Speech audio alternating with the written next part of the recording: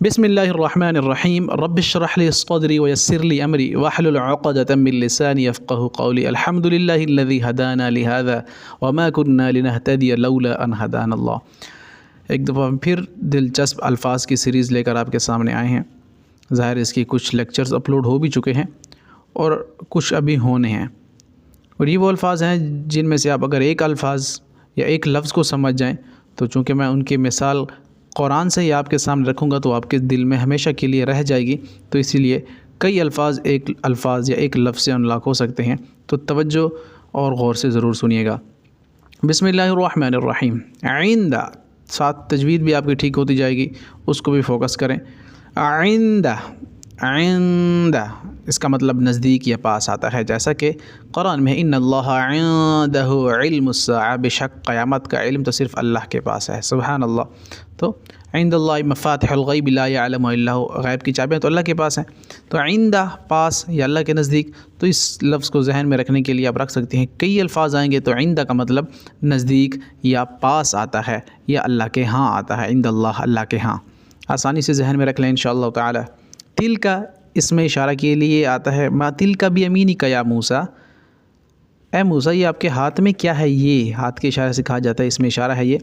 تو ما تل کا بیمینک یا موسیٰ، اور اس کے بعد تل کا رسل فضلنا، یہ وہ جماعت ہے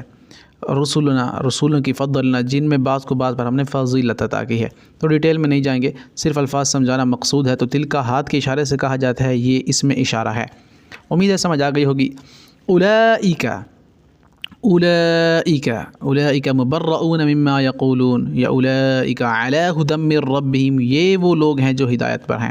اولئک ھم المفلحون، اور یہی ہیں جو کامیاب ہونے والے ہیں، یعنی ہاتھ کے اشارے سے آ رہا ہے، یہ بھی اس میں اشارہ کے طور پر، تو اس لفظ کو بھی آپ ایسے ہی ذہن میں رکھ سکتے ہیں، بڑی آسانی سے انشاءاللہ کلیئر ہو جائے گا۔ اس کے بعد ہؤلاء، ہؤلاء، ہاں پہ بھی مد کرنی ہے، کھینچنا ہے، او کو نہیں کھینچنا، او کو کوئک پڑھنا ہے تھوڑا سا، لام کو الف کے ساتھ ملا کر کھینچنا ہے، لام الف لا، تو اس پہ مد ہوگی یعنی کھینچا جائے گا، ہؤلاء یہ سب۔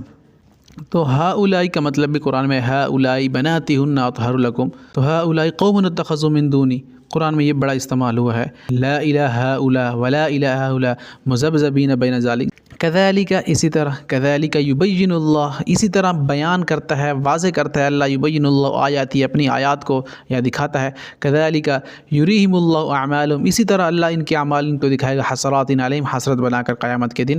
تو کذالک اسی طرح۔ اب یہ بھی بڑا آسان ہے، یا ایھا الذین آمنوا ہم کتنا پڑھتے ہیں قرآن میں، کا بار بار آیا ہے، یا ایھا الناس اے لوگو جو، یا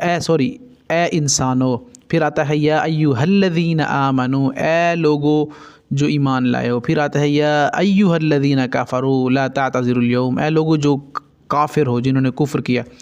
تو یا کا مطلب اے کے لیے آتا ہے، مذکر کے لیے آتا ہے، جس طرح پکارنے کے معنی میں آتا ہے یہ لفظ۔